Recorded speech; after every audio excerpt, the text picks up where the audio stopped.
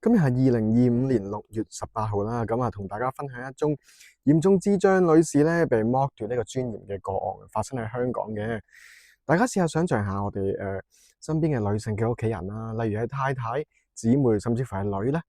咁就因為一啲特殊嘅需要咧，就需要入住一啲院舍啦。但係有一日你去探佢嘅時候咧，就發現佢被赤裸上身，綁咗喺一張床上面，冇人理佢，冇人幫佢着翻衫啦，或者攞啲氈幫佢冚翻住，保障翻佢嘅私隱同埋尊嚴。咁我哋會有咩感受呢？而呢個場面竟然發生係喺呢個年代嘅香港喎。咁啊，向好多唔同嘅相關部門求助啦。咁啊，似乎都係求助無門啦。有冇咩實際嘅改善啊？咁樣值得我哋關注嘅。咁大家好，歡迎嚟到窺探 channel 啊。咁如果對呢個議題啊，嚴重智障或者一啲弱勢社群佢哋被剝奪尊嚴嘅事件咧，咁啊，大家關注嘅咧，或者親身有啲咩經歷咧，咁啊記得喺下面留言同我哋分享一下啦。或者將呢條片記得俾個 like 啦，支持下小弟訂閱，好啦，免費訂閱。咁啊件事啊就發生喺咧近年啦，33歲化名琪琪嘅女士咧，佢係只有2歲智商嘅啫。2017年啊開始入住咧嚴重智障人士嘅宿舍啦，咁需要貼身照顧嘅。咁啊去到今年咯，今年4月啊發生係。咁咧，佢嘅陳姓嘅媽媽咁啊，陳女士啦，就去宿舍房間，咁照佢翻屋企嘅時候咧，發現佢半裸瞓喺床上面喎。咁咧，佢就憶述咧，行入2步啊，見到佢個女咧就被綁住喺張床上面啦。咁啊，上身剝光胸圍喎。咁喺一間房入邊，咁啊，護理員咧就都喺房入邊嘅，同埋佢個女都喺間房入邊啦，得佢哋2個。咁咧就冇幫佢穿翻件衫啦，同埋話冚被啦。咁啊，護理員做緊啲咩咧？就喺隔離摺毛巾喎。咁啊，即刻媽媽見到呢個情況咧，就即刻攞毛巾冚翻住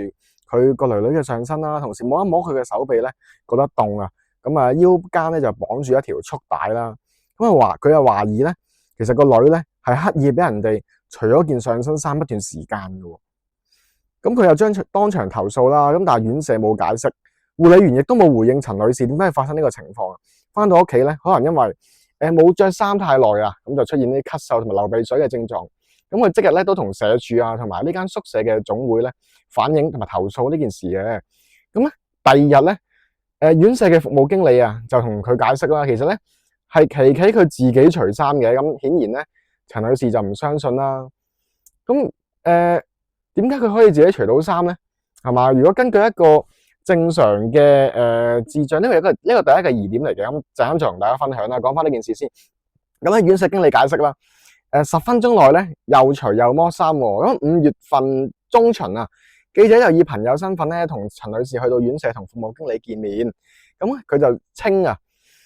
當時咧琪琪係自己除衫嘅，10分鐘之內又除又剝啊。咁啊一直都有幫阿琪琪着翻件衫。咁啊只係另歪咗一個面啊，佢又除翻啦。咁啱啊，會唔會真係咁啱咧？佢媽媽又嚟到啊，咁又見到呢個情況，咁啱得咁巧喎，大家又相唔相信咧？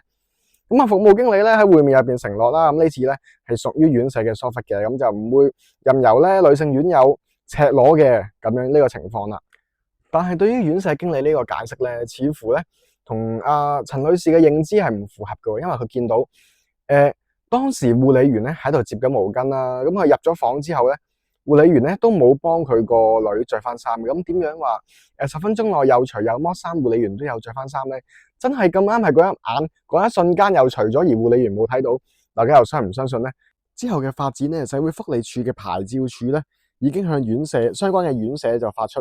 執管信件，咁就要求咧院舍交代呢個改善計劃啦，同埋會繼續監察院舍嘅運作。咁咧，其實社會署發出執管信件嘅程度咧，就比警告咧仲輕微喎，就係指出院舍嘅不足同埋改善之處。咁啊嚟到呢個部分嘅疑點啊，就係一位智商得2歲嘅嚴重弱智人士啦，佢喺被綁住腰部嘅情況底下瞓住喺張床度，佢有冇能力好似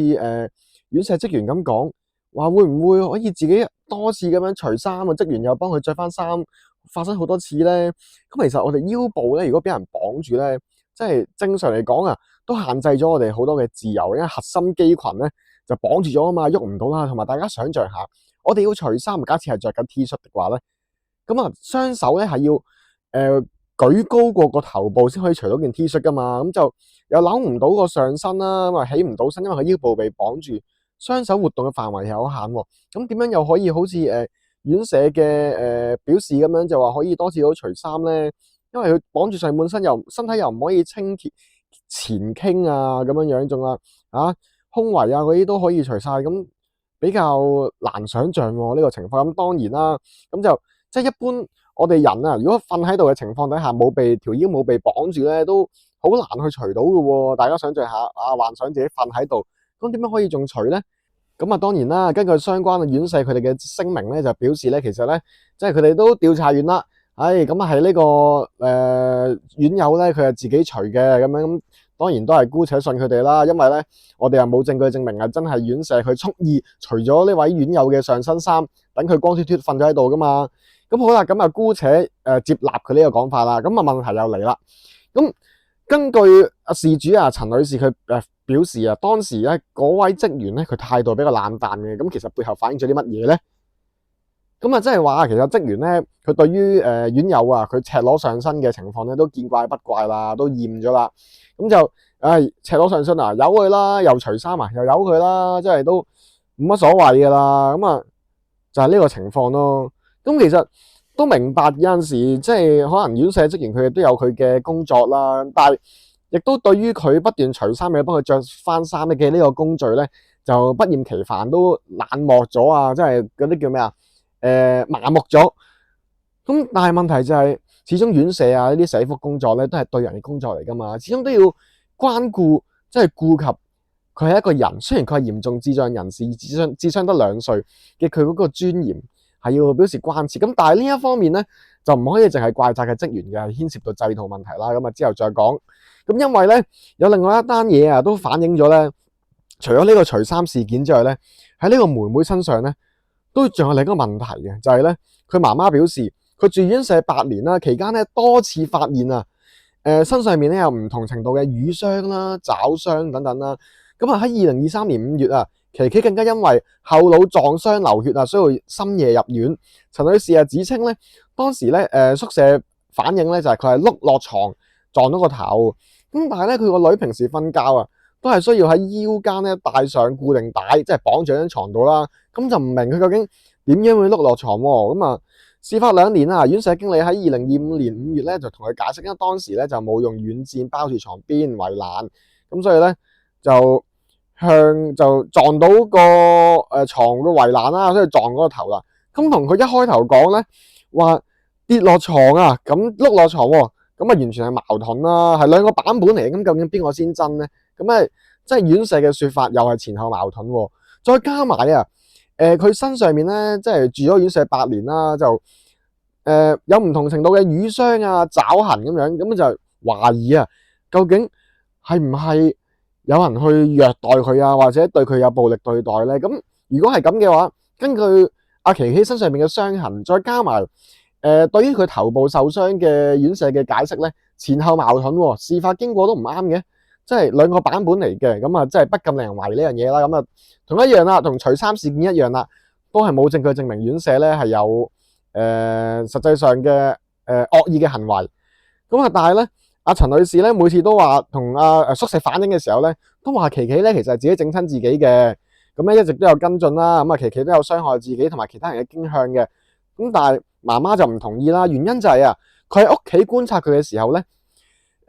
都好少有傷害自己嘅行為啦，同埋佢自己咁因為佢智力有問題智商得2歲啦，力度又唔大喎。咁認為呢啲傷痕同埋佢嘅行為習慣唔一致嘛。咁但係可惜媽媽都追問佢究竟啲傷痕點樣嚟㗎？係咪有人打你會唔會牽涉虐待咧？咁媽媽都即係都得唔到阿女嘅回應啦，阿女都唔可以確切到回應到佢啦。咁加埋咧宿舍房入邊咧冇閉路電視嘅喎，證明唔到事發嘅經過。咁搞到咧陳女士每日單驚受怕啦，怕個女喺宿舍俾人虐待，但係因為佢嘅情況問題，又係要住喺宿舍，咁搞到長期失眠啦、委屈啦。咁因為佢話佢個女又唔識表達啦，咁如果俾人虐待同死無對證有咩分別啦？咁咧另外就住呢個問題咧，總主任就解釋啦。咁智障人士咧一般比其他人咧會有更高嘅機會咧出現傷害自己同埋攻擊他人嘅行為。咁隨住智障嘅程度越高咧，咁啊傷害自己同埋攻擊他人嘅行為咧嘅比率都越嚟越高。咁好啦，咁嚟到呢一點咧，又係另一個疑點，就假設琪琪咧真係自己傷害自己啦，但係點解住咗8年喎？8年咁耐以嚟傷害自己，咁宿舍方面會唔會諗到一啲嘅防範措施？明知佢嘅智力有問題，係會個機率攻擊自己嘅機會會高啲噶啦，點解唔去做咧？係咪做得唔好咧？係咪冇足夠嘅機制可以改善到咧？因為佢哋明知高風險嘅喎，但係就缺乏足夠，重點係足夠嘅防範喎，咁啊其實都係唔可以接受嘅疏忽嚟嘅呢一點。咁佢哋都承認呢個比率比較高啦。咁其實會唔會係8年？因為你有8年時間啊嘛，咁你會做啲嘢去令減少，譬如戴啲防護嘅頭盔啊，保護嘅軟墊啊，床邊加軟墊啦。咁啊，對於人手方面有足夠嘅培訓同埋足夠嘅人手啦，定期做心理評估，或者用一啲唔係入侵性嘅方式加強監察，去避免佢不斷咁樣發生呢啲悲劇啊，傷害到自己咧，唔係等佢受咗傷先至補鑊，甚至乎係唔補鑊咧，因為已經發生好多次嘅啦嘛。即係譬如話，佢第一次有瘀傷有爪痕，咁你算啦，意外嚟嘅啫，大家都唔想嘅。第二次都係意外嚟嘅啫，咁之後會小心啲啦。去到第3次、第4次，甚至乎連個頭都撞穿咗，但都係似乎咧都未補到鑊喎。咁又點講咧？咁係咪其實係照顧者嘅疏忽咧？因為家長交咗個仔女俾你，咁係交俾你照顧啫嘛。點樣可以容忍到呢啲咁嘅受傷情況接二連三咁樣發生咧？其實講到呢度咧，即係都唔難發現咧，相關嘅機構咧，佢哋用智障人士嘅自我傷害嘅傾向作為推搪啊，咁啊係轉移責任嘅話術嚟嘅喎。即係佢受咗傷，係就算唔係有人虐待佢啊，佢自己打自己啊，咁你哋有冇責任先？你哋有冇做足夠嘅防護機制去防止呢啲傷害自己嘅情況再發生咧？個 BB 即係個智障人士交俾你哋照顧嘅喎，咁你而家又有呢個講法，話佢係多啲機會自己打自己噶啦，啲嚴重智障人士係咪？自己受傷跌落床啫，咁啊，其實就忽略咗個重點咧，就係機構係有責任預防噶嘛。咁好啦，去到第二點，喺房入邊啊，聲稱就為咗保護私隱咧，冇閉路電視啊，透明度啦，掩蓋咗事實真相啊。咁啊，呢啲嚴重智障嘅住宿者咧，佢哋就冇辦法去表達自己嘅感受噶嘛。咁啊，監察同記錄咧就係維護佢嘅權益嘅基本手段啦。咁啊，院舍嘅房咧又冇閉路電視，咁搞到家屬又唔知道究竟佢啲受傷情況係點啊，知唔到真相啊。記錄方面往往咧就由院舍咧單方面提供嘅口同鼻拗，可能即係幻想一個最惡劣嘅情況咁啊。相信都有唔少嘅新聞就係話一啲弱勢嘅人士啊，例如小朋友啊，即係被遺棄嘅小朋友啦，要住一啲寄養家庭啊，或者係一啲好似今次咁樣係一啲弱智人士嘅院舍嚟嘅，即係都有虐待嘅情況出現噶嘛。咁房入邊咧就冇閉路電視喎，咁發生呢啲事嘅時候，施虐者話唔係佢自己整親噶，咁呢啲智障嘅人士又表達唔到自己咧，咁就掩蓋咗真相咧，就簡直係呢個對佢哋嚟講咧，喺間房入邊咧都係一個煉獄嚟嘅喎。咁當然今次呢件事咧就冇證據證明啦，但亦都反映咗一樣嘢啊，就係其實機構嘅同埋監管部門咧，佢即係嗰個負責任嘅機制咧失靈咗，因為咧社署同埋警方咧都冇表示啊，有人真係進行虐待啊，冇證據啦，咁就冇需要繼續調查啦。咁但係都提供唔到一啲實質嘅改善建議啦，或者係俾家長咧可以有一個更加放心，可以監察到呢件事，或者佢喺宿舍入邊住嘅情況咁樣樣喎。咁所以咧，好似咧令到家長咧喺黑暗之中咧舉步維艱啦，又得唔到一啲監管嘅有改善嘅方案啦，同埋對家屬有咩支援協助，搞到佢哋咧心生俱疲啦，無路可走啊。咁呢個院舍制度嘅失職咧，其實唔單止一個問題啊，對於生命嘅冷漠啊，咁就簡單嚟講咧，即係話其實咧即係撇除咗虐待呢個情況咧，即係佢哋喺宿舍度備受忽視啊，冇件上身衫，上半身赤裸都被職員都好冷漠喎。即係點解咧？其實咧就係當呢啲社福機構啊，佢哋嘅照顧者咧變成一個流水作業式嘅工作嘅時候咧，就會變得冷漠啦。咁啊，宿舍環境可能緊湊啦，人手又唔夠喎，又要做大量重複性嘅事務啦，例如換片啦、餵食啦、餵藥啦、沖涼啦等等等等。咁啊，佢嘅照顧者啊，呢啲職員啊，喺高壓高密度嘅情況底下咧，佢自然變得自動導航啦。有啲咩唔係好急嘅狀況啊，唔係好急嘅事咧，就唔處理住，做咗自己要做嘅嘢先，例如接衫啊呢啲路，咁係變咗可以容許到有啲院友啊，竟然上半身赤裸攤咗喺床度冇人理嘅咁樣咧，咁就變咗對呢啲嚴重弱智人士啊嗰個尊嚴啊，佢都係一個人嚟噶嘛，就變咗蕩然無存啦。咁當然唔係怪責呢個職員啦，咁啊事實上咧係制度上嘅問題、機制上嘅問題，令到佢咧變成咁樣啦。咁啊做得耐啊，可能對一啲唔識講嘢嘅人咧，覺得佢只係自己一個要服侍嘅物件嚟嘅啫，好似自己去洗車。如果大家做洗車嘅，佢只係一部車嚟啫，我洗下佢啦。但係咧，慢慢咧就對人咧缺乏咗呢個同理心啦。咁啊，如果我哋再歸根究底啊，點解會咁噶？咁啊，院舍其實係咪人手不足咧？或者對於員工嘅培訓唔夠咧？其實講到最尾，即係咩咧？其實會唔會都係錢嘅問題可以改善到呢樣嘢咧？因為咧，香港嘅社福界啊，自2001年起啊，實行呢個一筆過撥款政策咧，政府就唔會再逐項審批對於非政府組織嘅財務開支啦，反而咧係用一筆資金撥俾個別嘅機構啊，等佢哋自己咧分配啦，自己調動，表面係咧彈性高咗，但實際上咧變咗將壓力咧由政府方面咧就轉嫁咗去前線機構身上，咁啊為咗